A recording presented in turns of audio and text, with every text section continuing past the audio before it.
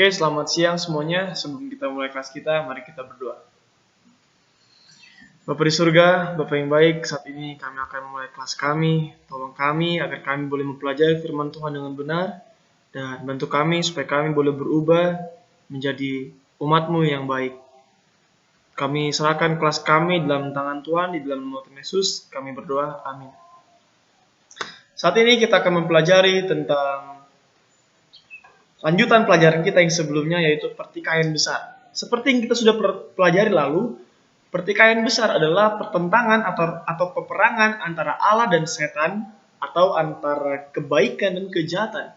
Dan pertempuran ini terjadi pertama kali di surga, di mana Lucifer melawan Allah.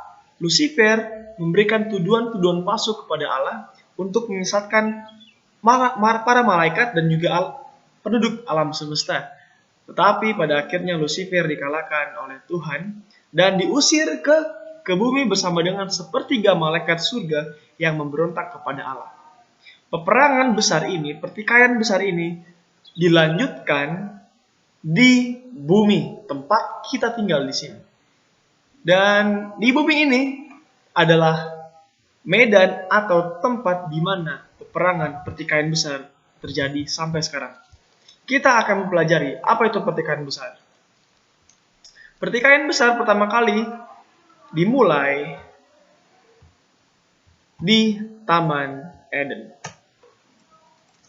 yaitu pada saat manusia yang pertama, yaitu Adam dan Hawa, jatuh ke dalam dosa. Mari kita lihat. Kita buka kitab kita, Kejadian pasal 3 ayat 1 sampai ayatnya yang ke-6.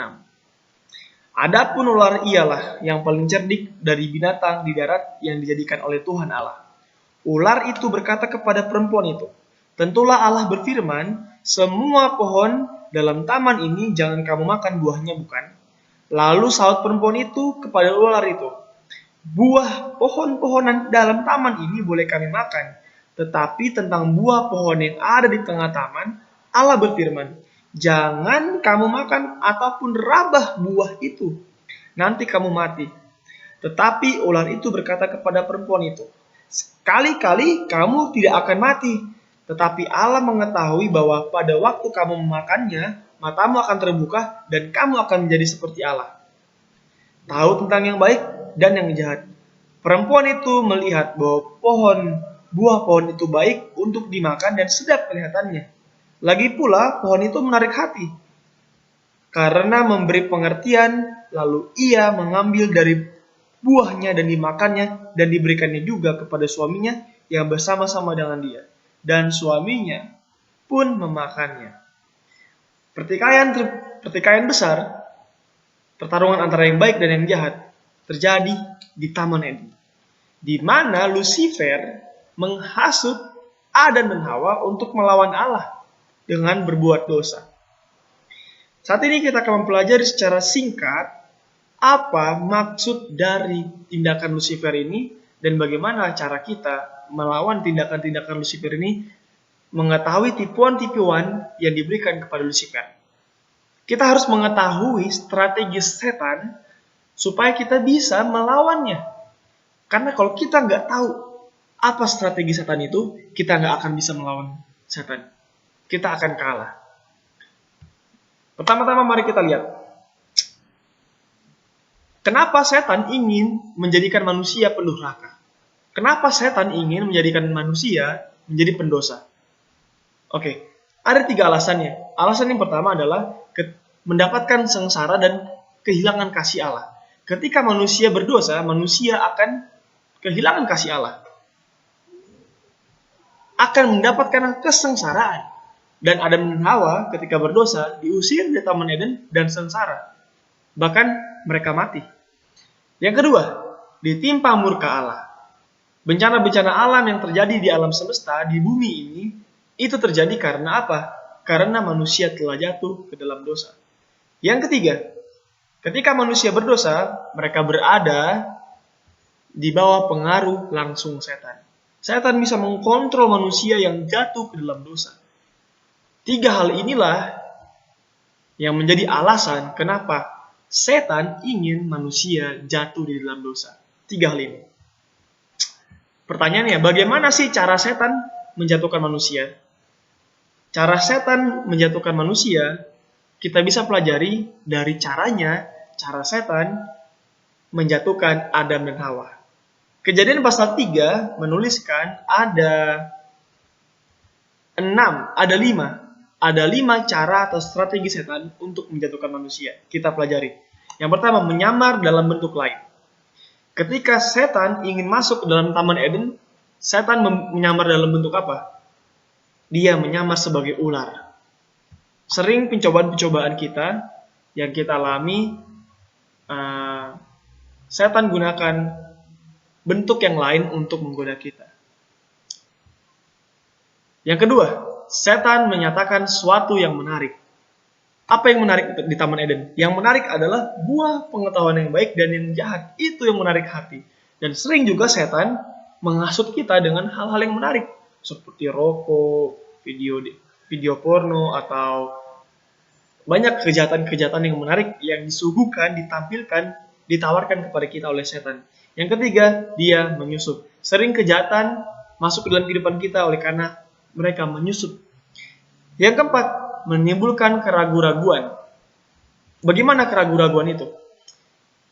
Tuhan kan sudah bilang, kalau kamu makan, kamu akan mati. Kalau kamu makan buah terlarang itu, kamu akan mati. Tetapi setan bilang, enggak kok, enggak akan mati. Nah, Hawa dan Adam memiliki sifat keraguan-raguan terhadap firman Allah. Allah mengatakan kalau kamu makan akan mati. Setan bilang kalau kamu makan, kamu akan hidup. Nah, keraguan-raguan inilah yang akan menjadi penyebab kejatuhan kita. Keraguan-raguan adalah tidak beriman. Sekali lagi catat ini, tidak beriman. Keraguan-raguan adalah Keraguan-raguan itu adalah tidak beriman. Tidak beriman. Nah, ketika kita tidak beriman, kita akan melakukan dosa. Yang terakhir, yang kelima, setan membangkitkan rasa ingin tahu. Nah, si Hawa ini ingin tahu rasanya bagaimana sih itu buah terlarang. Bagaimana sih untuk mengetahui yang baik dan yang jahat. Nah, sering dosa itu begitu. Kita ingin tahu apa rasanya dosa. Kita ingin tahu rasanya rokok, penasaran. Kita akhirnya coba itu rokok. Kita mau coba itu alkohol, bagaimana rasanya. Kita akhirnya coba itu alkohol, rasanya gimana. Dan karena kita kepo, kita ingin tahu rasanya, kita akhirnya mencoba dosa itu, melakukan dosa itu. Kelima cara setan ini diterapkan di Taman Eden dan juga kepada manusia zaman sekarang ini. Dan kita harus mengetahui caranya setan, sehingga kita mengetahui bagaimana cara melawan tipuan-tipuan setan. Dosa memisahkan manusia dengan Allah. Tujuan setan membuat manusia berdosa adalah supaya manusia terpisah dari Allah. Ketika Adam dan Hawa di Taman Eden, Adam dan Hawa berbahagia. Tetapi ketika Adam dan Hawa berdosa, setan menjauhkan Adam dan Hawa dari Tuhan.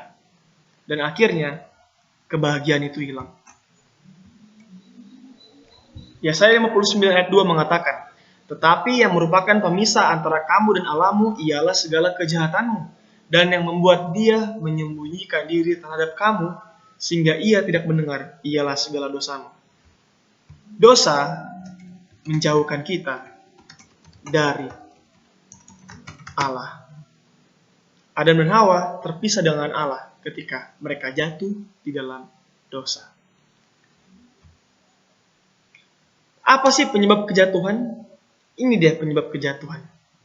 Tetapi tidak percaya pada kebaikan Allah, tidak percaya pada sabdanya, dan penolakan terhadap kuasanya. Itulah yang menjadikan nenek moyang kita yang pertama, Adam dan Hawa, itu pelanggar atau pemberontak. Dan itulah yang membawa kepada dunia pengetahuan tentang kejahatan. Inilah yang membuka pintu kepada setiap unsur kepalsuan dan kesalahan. Apa penyebabnya? Penyebabnya adalah tidak percaya, tidak beriman kepada Allah. Tidak percaya kepada sabda atau firman Allah. Ketika Allah sudah larang, sudah tidak membawa. Ketika Allah sudah tidak membolehkan atau mengizinkan, kita harus percaya kepada Allah. Karena itulah cara Allah membuat kita tetap berbahagia. Ketika Allah melarang kita, jangan membunuh. Kita nggak boleh membunuh supaya kita boleh berbahagia. Ketika Allah bilang, jangan berzina. Tuhan membuat kita, melarang kita tidak berzina supaya kita berbahagia. Karena tidak ada orang yang melakukan dosa yang hidup di dalam kebahagiaan. Dosa menghilangkan kebahagiaan kita. Dan kita harus percaya kepada Tuhan. Beriman kepada Tuhan. Dengan kata lain, ini dia. Ada dua penyebab orang jatuh ke dalam dosa. Yang pertama, tidak percaya. Yang kedua, tidak beriman. Hal inilah yang menyebabkan manusia berdosa. Tidak percaya dan tidak beriman. Ingatin ya, karena hanya melalui penurutan yang sempurna, manusia selamat. Dan ketika kita beriman kepada Tuhan, kita akan menurut 100% kepada Allah. Kalau kita beriman. Dengan iman, Tuhan akan membantu kita menjadi penurut-penurut yang setia.